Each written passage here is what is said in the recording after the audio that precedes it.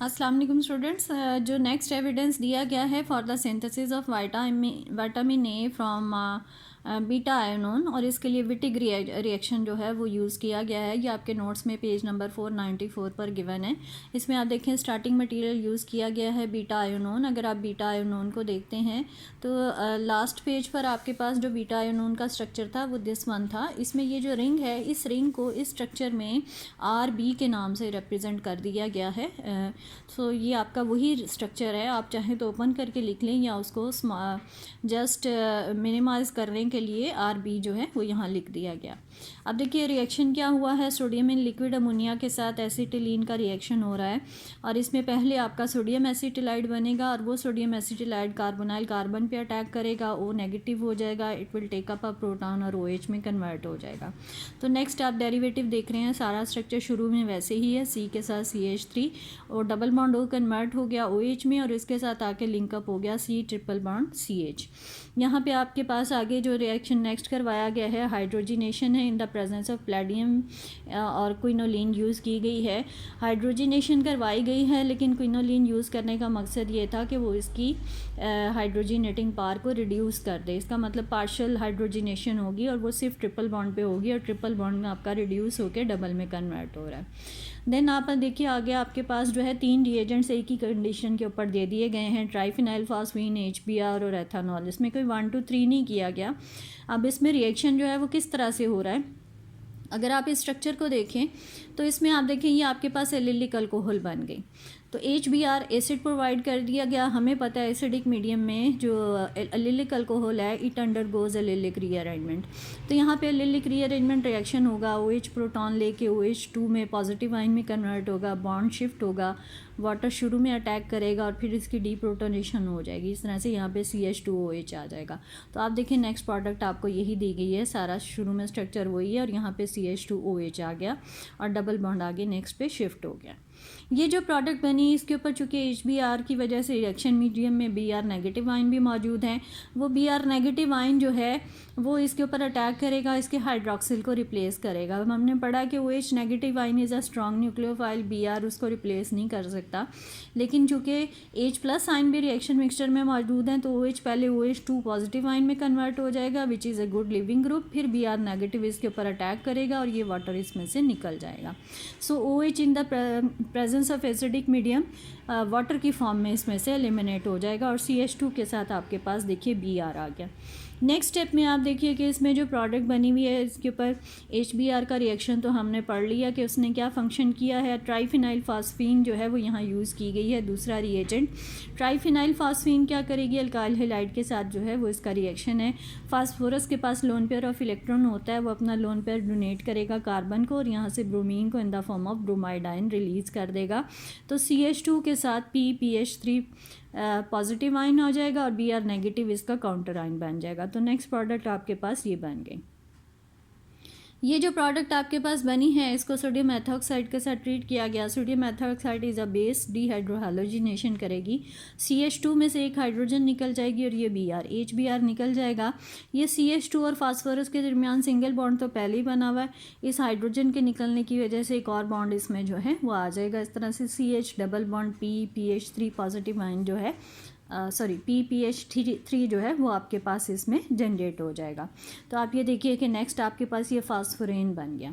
अगर ये Wittig reaction का मैकेनिज्म ज़्यादा डिटेल में आप स्टडी करना चाहते हैं तो आपके पास यूनस की या इब्न रासा की बुक होगी जो आपने 3rd सेमेस्टर में पढ़ी थी, उसमें से आप इसका मैकेनिज्म डिटेल में देख सकते हैं। अदरवाइज़ आपको बस ये पता होना चाहिए कि बेस में इसमें से डीहाइड्रोहाइलोजिनेशन होगी और ये प्रोडक्ट आपके पास जो है वो इसमें बन जाएगी। तो आप देखिए यहाँ पे CH डबल बॉन्ड PPH3 जो है वो आपके पास प्रोडक्ट बन गई। ये जो हमारे पास बनता है इसको हम फास्फोरिन का नाम या जेलिड का नाम दिया जाता है। ये रिएक्ट कर रहा है एक सब्स्टिट्यूटेड एल्डिहाइड के साथ। ये जो एल्डिहाइड इसमें 1 पोजीशन पर दिया गया है, दिस इज़ इथाइल गैमा ऑक्सोक्रोटोनेट। ये इथाइल गैमा ऑक्सोक्रोटोनेट के साथ इसका रिएक्शन होगा। अब यहाँ पर भी पहले वो एक साइक्लिक इंटरमीडिएट बनता है, लेकिन हम इतनी डिटेल में नहीं जा रहे। सिंपली आपको बता दूं कि बेसिकली फास्फोरेन जब किसी एल्डिहाइड या कीटोन के साथ रिएक्शन करता है तो ये जो इसका डबल बॉन्ड होता है यहाँ से ब्रेकिंग हो जाती है, और एल्डिहाइड और कीटोन की जो ऑक्सीजन है जो थ्रू डबल बॉन्ड उसके साथ लिंकअप होती है वो वहाँ से टूट जाती है। तो आपके पास triphenyl phosphonium oxide PH thrice P double bond O इसमें से निकल जाएगा, और ये CH डबल बॉन्ड इस CH के साथ आके लिंकअप हो जाएगा। इस तरह से CH डबल बॉन्ड CH और बाकी सारा कंपाउंड उसी तरह से आपके पास रहेगा। तो आप देखें नेक्स्ट में उसी तरह से अटैचमेंट हुई है, अगर आप बॉन्ड्स देखें तो ऐसे ही बने हुए।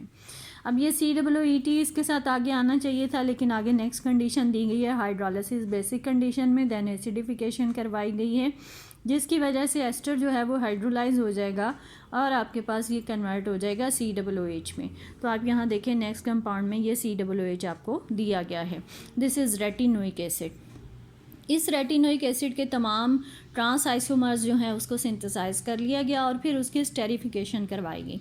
जब स्टेरिफिकेशन करवाएंगे तो COOH कन्वर्ट हो जाएगा COOET में, एस्टर बन जाएगा। उसके बाद लिथियम एल्यूमिनियम हाइड्राइड यूज़ किया गया है जो रिड्यूसिंग एजेंट है, रिडक्शन कर देगा।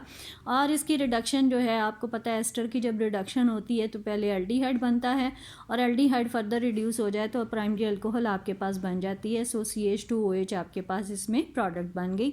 तो ये आपके पास आ गया vitamin A1 from beta ionone by the Wittig reaction. Wittig reaction के मैकेनिज्म से इसको सिंथेसाइज किया गया। इस रिएक्शन में ये जो हमने यूज़ की है एक सब्स्टिट्यूटेड एल्डिहाइड इसमें यूज़ किया है, इसका एक सिंथेसिस का रूट यहाँ पे डिस्कस किया गया है। नेक्स्ट यहाँ देखिए स्टार्टिंग एक एस्टर जो है वो लिया गया है, इसको रिएक्शन करवाया गया है N bromosuccinimide. N bromosuccinimide allylic bromination करता है, एलिलिक पोजीशन पे ब्रोमीन ऐड करता है। यहाँ पे अगर आप देखें तो ये CH डबल बॉन्ड C और इसके साथ ये जो आगे CH3 है ये इसकी एलिलिक पोजीशन है। तो यहाँ से एक हाइड्रोजन निकल जाएगा और उसकी जगह पर Br आ जाएगा। तो आप देखिए ये आपका CH2 के साथ Br आ गया, ब्रोमिनेशन हो गई। उसके बाद इसका पेरिडीन के साथ रिएक्शन है, C5H5N है। नाइट्रोजन के पास आपको पता है लोन पेयर ऑफ इलेक्ट्रॉन होता है, वो अपना लोन पेयर डोनेट करेगा, CH2 पे अटैक करेगा और यहाँ से Br को in the form of Br negative ion निकाल देगा। तो CH2 के साथ NC5H5 अटैच हो गया। नाइट्रोजन ने चूँकि लोन पेयर डोनेट किया इसलिए उसके ऊपर पॉजिटिव चार्ज आएगा और Br नेगेटिव इसका काउंटर आयन बन जाएगा। इसके ऊपर देखिए आगे एक नाइट्रोसो एनिलीन जो है सब्स्टिट्यूटेड नाइट्रोसो एनिलीन जो है वो अटैक कर रही है। इसमें नाइट्रोसो ग्रुप जो है उसमें नाइट्रोजन का लोन पेयर है वो अटैक करेगा किस पे, CH2 पे अटैक करेगा, और ये जो कार्बन का नाइट्रोजन के साथ बॉन्ड बना था ये इसको ब्रेकअप कर देगा, नाइट्रोजन को उसका इलेक्ट्रॉन पेयर वापस मिल जाएगा, तो पेरिडीन इसमें से निकल जाएगी। तो आप ये देखिए कि बाकी सारा रिएक्शन उसी तरह से, ये रिएजेंट उसी तरह से। यहाँ पर आपके पास पहले जो है वो होना चाहिए था N डबल बॉन्ड O और उसके साथ आगे ये CH2 और फिर सारी ये चेन उसी तरह से अटैच है जैसे ऊपर है। लेकिन यहाँ पे आपको पता जो नाइट्रोसो कंपाउंड्स होते हैं उसमें आइसोमराइजेशन हो जाती है, उसका जो प्रोटॉन होता है वो शिफ्ट हो जाता है, वो यहाँ शिफ्ट होगा और ये O नेगेटिव बन जाएगा। तो और O नेगेटिव अगर वो प्रोटॉन ले ले तो ये OH में कन्वर्ट हो जाएगा, यानी ये नाइट्रोसो डेरिवेटिव ऑक्साइम में जो है आइसोमराइज हो जाते हैं। तो ये वही रिएक्शन है आपके पास, यहाँ पे आइसोमराइजेशन हुई है और उसके बाद में इसकी हाइड्रोलिसिस करवा दी गई। हाइड्रोलिसिस के रिजल्ट में ये जो कार्बन डबल बॉन्ड नाइट्रोजन बना है ये हाइड्रोलाइज हो जाएगा और यहाँ पे CH मौजूद है, CHO के साथ वाटर की ऑक्सीजन आ जाएगी तो CHO बन जाएगा। तो ये आप देखिए कि आपके पास वो एल्डिहाइड बन गया जो कि हमने ऊपर रिएक्शन स्कीम में यूटिलाइज किया है। तो ये तो थे आपके पास तमाम सिंथेटिक एविडेंसेस। उसके बाद देखिए विटामिन A1 जो है उसका आपको यहाँ पर स्ट्रक्चर जो है वो कंप्लीट दिया गया है। ये बीटा आयोनोन रिंग है और उसके साथ साइड चेन है और प्राइमरी अल्कोहलिक ग्रुप इसमें एंड पे मौजूद है। विटामिन A जो है इसके दो आपके पास ज्योमेट्रिकल आइसोमर्स हैं, एक को हम कहते हैं नियो विटामिन A और दूसरा आपके पास नियो विटामिन B है। नियो विटामिन A और B में डिफरेंस क्या है, अगर आप दोनों स्ट्रक्चर को देखें सारा स्ट्रक्चर वही है। नियो विटामिन A में सिर्फ आपने ये जो लास्ट वाला डबल बॉन्ड है इसकी कॉन्फ़िगरेशन को सिस कर देना है, इसका मतलब ये CH2 नीचे की डायरेक्शन में ले आए तो ये सिस हो जाएगा।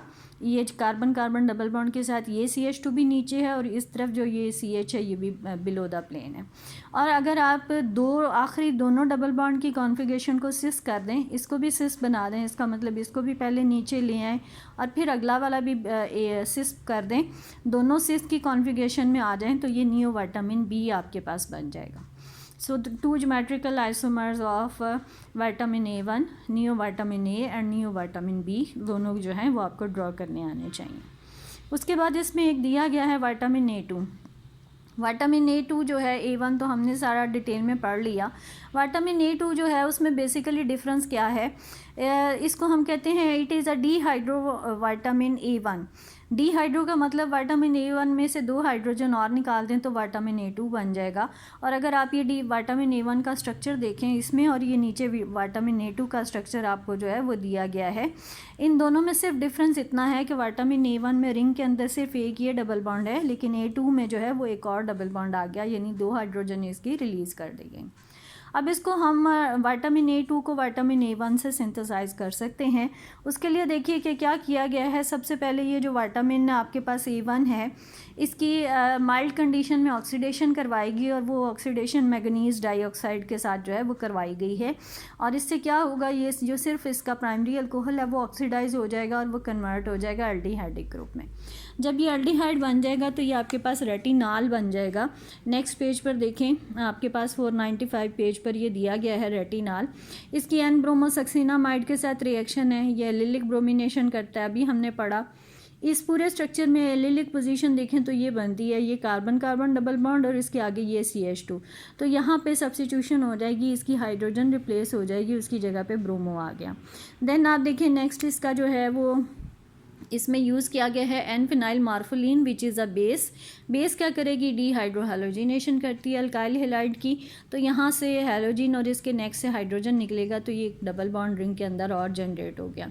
ये हमारे पास जो है एक प्रोडक्ट बन गई। इसको लिथियम एल्यूमिनियम हाइड्राइड के साथ जो है वो रिड्यूस किया गया तो CHO एल्डिहाइड रिड्यूस होकर प्राइमरी अल्कोहल में कन्वर्ट हो गया। तो ये आपके पास एक रूट आ गया, how will you convert vitamin A1 into vitamin A2। इसके साथ ये विटामिन जो है वो आपका विटामिन A जो है उसका टॉपिक कंप्लीट हो गया। Thank you ji.